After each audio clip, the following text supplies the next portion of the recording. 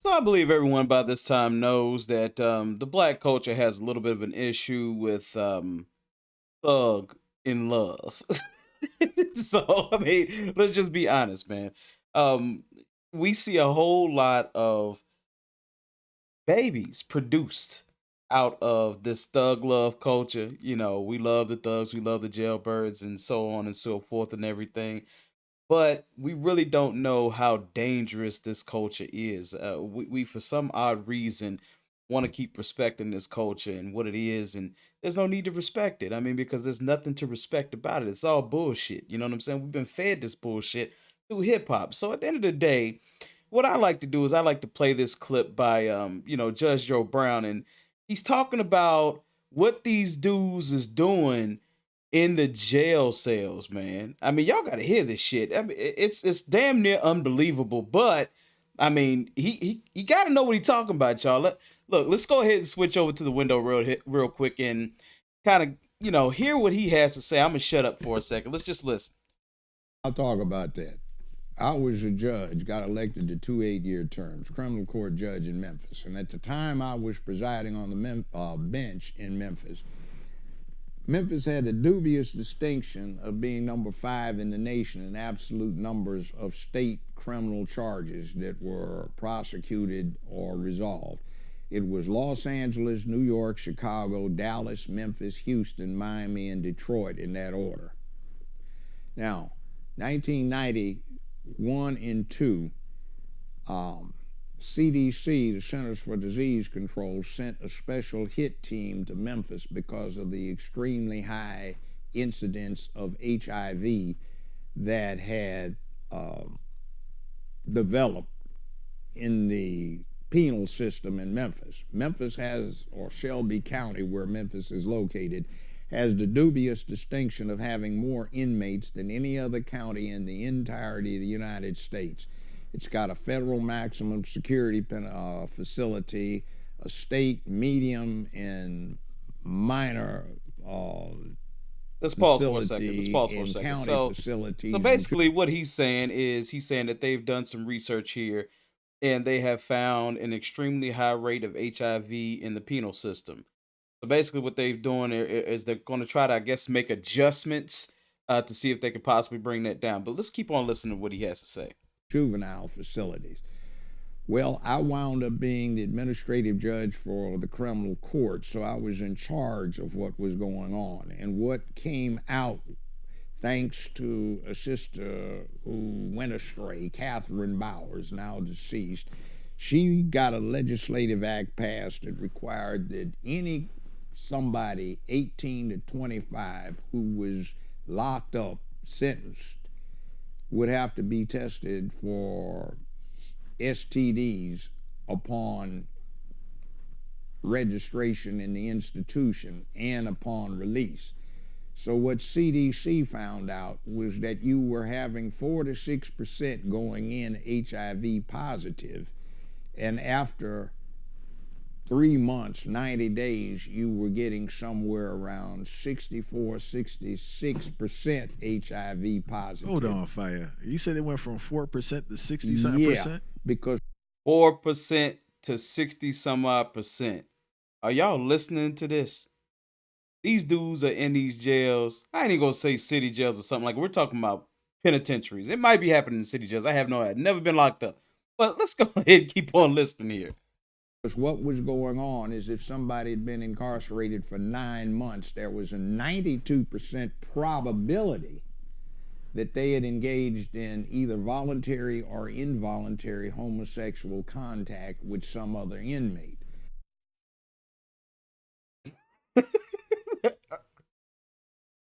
if you if they've been locked up for 9 months, there was a 92% chance that they were engaged in homosexual activity. I got to talk to the ladies. Ladies, I mean, if that's what you want, I mean, let's keep listening. The bad problem is that what was going on in, say, Memphis, is in certain areas of Memphis, you had a situation where 9 out of every 11 male blacks between 18 and 29 were not just on probation or parole, but were actually incarcerated. So what wound up happening is you had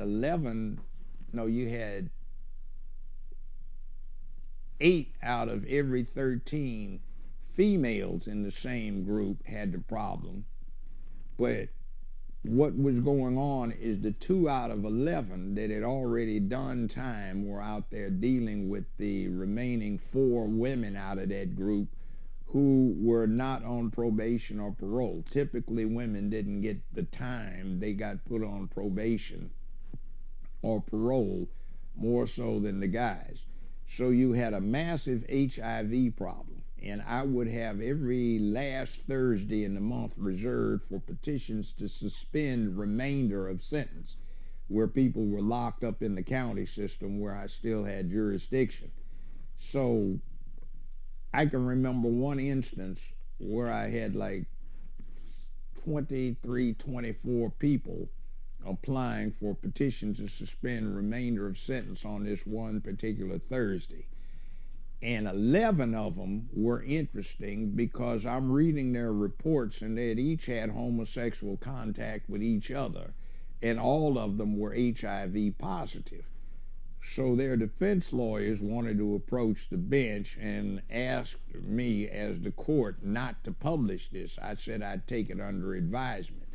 Now I'm listening to all of these women come in and they wanted their man back so they could take up habitation with him again and, set up the family.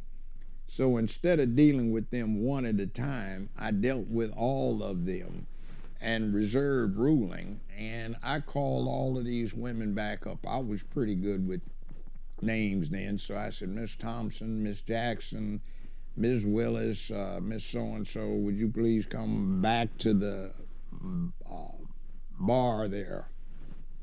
Said, now each of you has indicated that you wish to take back up with the individuals you have testified in support of. Is that correct, ma'am? So, okay. The court has been asked not to reveal this, but the court must, in the interest of public safety, disclose to you the fact that each of these individuals that you have testified in support of is HIV positive. 4 of them have active cases of AIDS. And that means, and one of them says, oh, hell no, ma'am, please. What that means is if you have sex with them, you are dead. Pretty much. There is no known cure. No known this cure. Is like 93, 94. And the court feels that it must apprise you of the danger. See, but that was a regular thing. So you're looking at all of these people that are going for bad, and they've been booty busting each other. And see, not only that, there was another thing too, which dealt with we gotta rape. pause this show for y'all ladies that like the jailbirds out there. Are y'all listening to this man? He said, anybody who spent more than 9 months in a penitentiary, there's a 92% chance. So you do have that 8% chance that ain't gonna do nothing. They just gonna beat their Johnson to a nasty magazine or whatever. They're gonna be okay.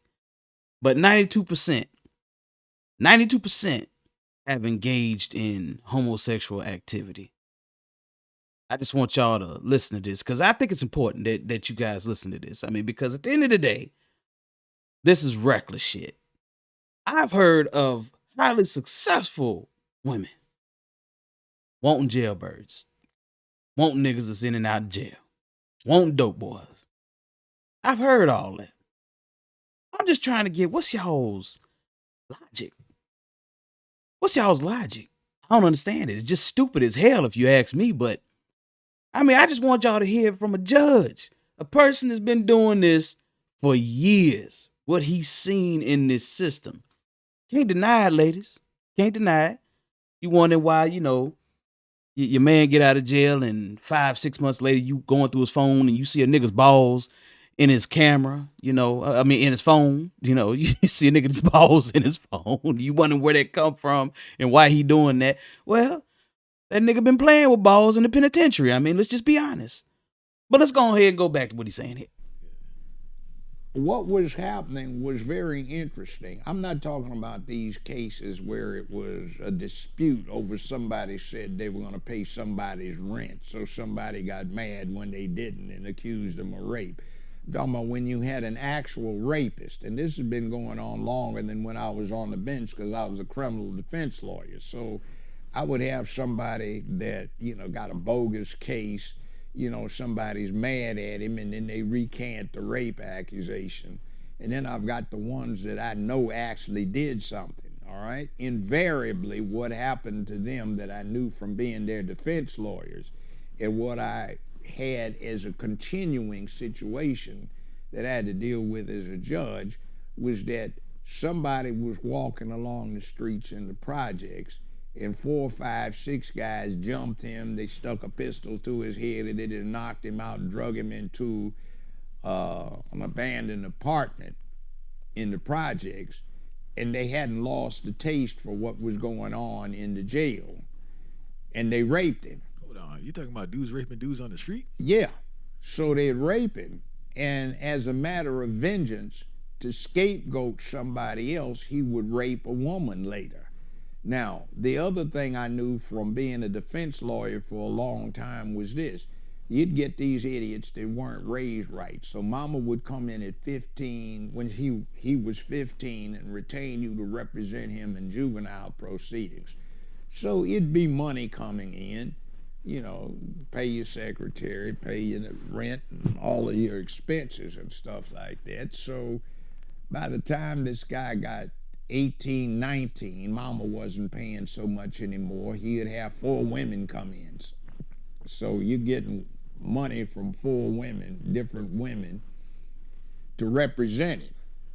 Okay? You do his first. Y'all hearing this, right?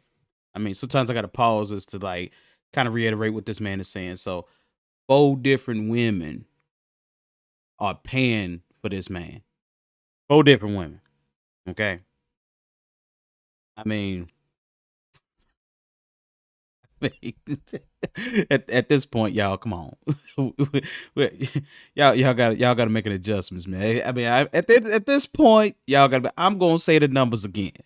He said, anybody that spent 9 months in penitentiary, 9 months in the penitentiary, okay, there's a 92% chance that nigga then stuck his dick in somebody's asshole or another man's mouth, one or the other, or he didn't play with some balls. I mean, I hate to be vulgar, but I got to be vulgar with you. You know what I'm saying? Because I don't want y'all, getting AIDS and herpes and all these STDs out here, man. It's a lot of y'all good women out here putting your life on the line for these dumbass niggas. I just don't understand it, but it's crazy. It's crazy. All right, let's keep on going. Serious time where he'd actually do 9, 10, 11, 12, 14 months and get out. The next time you saw him, it wouldn't be the 4 women. It would be 1 or 2 women and 3 dudes that were paying for him. And it was funny because over and over again, what would happen is the women would come in a month or 2. Lawyer Brown, I want my money back. Well, you can't get it back. I've signed on the jacket. What's the problem? That no good, Jamal. Look, let me tell you something. I started noticing all my Kotex were gone. And then I figured out, what is his butt bleeding like that for? And then I found out he was dealing with these 4 sissies down at the other end of the hallway in the same building I'm in, and then coming down trying to deal with me. So, Judge, there's a real scary part to it because this dude said that this dude was taking his woman's Kotex, man. I don't know what that is. I believe that's a Tampax or whatever the hell that is, the ones that go up in the vagina, I think. And he was stuffing them things up in his butt because he was having a joyous time with his boys that also probably went into the penitentiary and engaged in homosexual activities. I'm not in any way, shape, or form saying that there's anything crazy about homosexuals or anything. Now, I ain't saying that, you know what I'm saying? I mean, you do what you do, that's your life. But when it comes to this type shit, it's a little different, okay? It's a little different, because y'all dudes out here and been fondling dudes' butts in prison, come out here and act like you been straight for the last 9 months, and you ain't been straight the last 9 months. You've been engaging in homosexual activities. Then you go home and stick your willy in a woman and risk giving her some type of sexual transmitted disease. I mean, at the end of the day, like I said, we gotta adjust the culture. This culture ain't getting it, y'all. This he said we was taking this girl's Kotex, y'all. Okay, let's go ahead and keep on listening.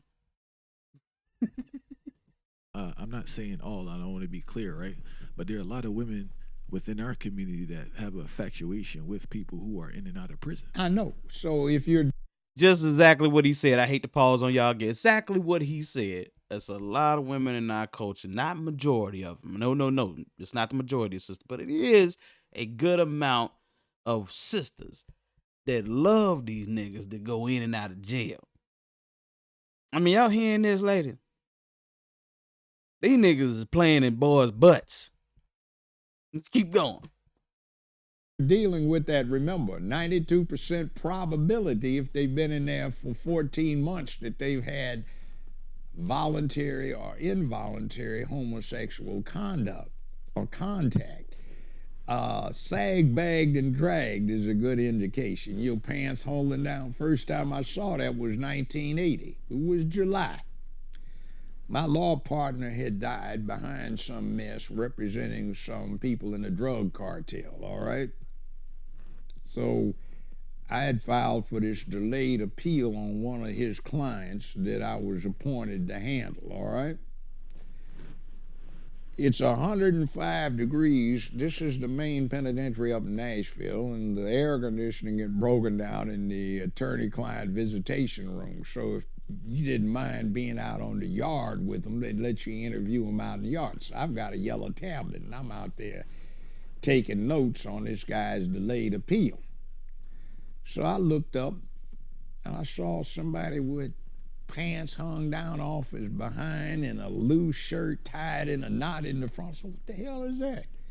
And ordinarily, since they can't wear belts, these guys get these tailored jeans and stuff.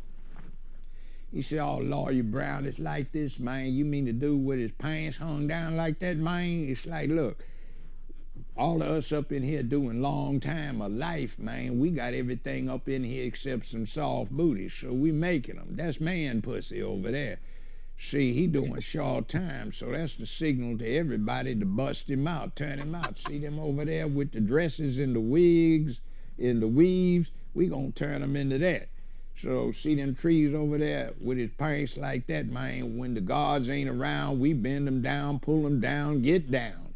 And when he on the block, man, you know, like we don't let him wear his pants, man, and he don't get to wear no panties. That shirt, that be his dress, man.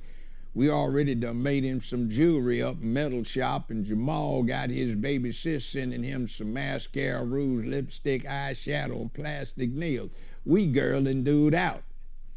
So in the 1980s, when you was sagged and bagged, that meant you doing short time, turn him out. Make the booty wide open so anybody can do it. By the 1990s, it had morphed into that person belongs to somebody important. And you saw all these dudes getting buffed out from pumping iron. That's so if anybody was busting them out, it was by choice rather than just taking it. So you get all these folks, the lower the sag, the cooler the dude. No, you just look like you've been booty busted off in the joint. This has been going on for 45, 44 years. So what is it that is being shown? See, this thing spreads through the black community. It spreads through the mainstream community. To the point where it's seen cool as doing time. Yeah. Like, man, you don't understand. Man, Earl, man, tell Jamal, man, he don't know what time it is, man. He got to do his time for, you know, it's a man thing, so you got to understand. No. Why do you say you have to be in the slave quarters before you can understand manhood? That's because you've never dealt with a man.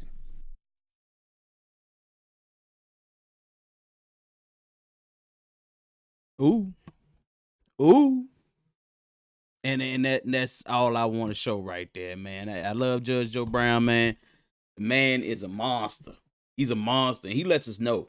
He lets us know all what's wrong with the black community. A whole lot of negative things about the black community anyway. We ain't gonna say that all of us are engaging in stupid, silly shit, but we just gonna say it's enough to where we got to talk about it. You feel what I'm saying? We definitely got to talk about it. Well, I want to see what y'all got to say. You know what I'm saying? What say you people who just watched this? I mean, what do you guys have to say? Do you guys believe Judge Joe Brown when he says that if you've been in jail for more than 9 months, there's a 92% chance that you've engaged in homosexual activity?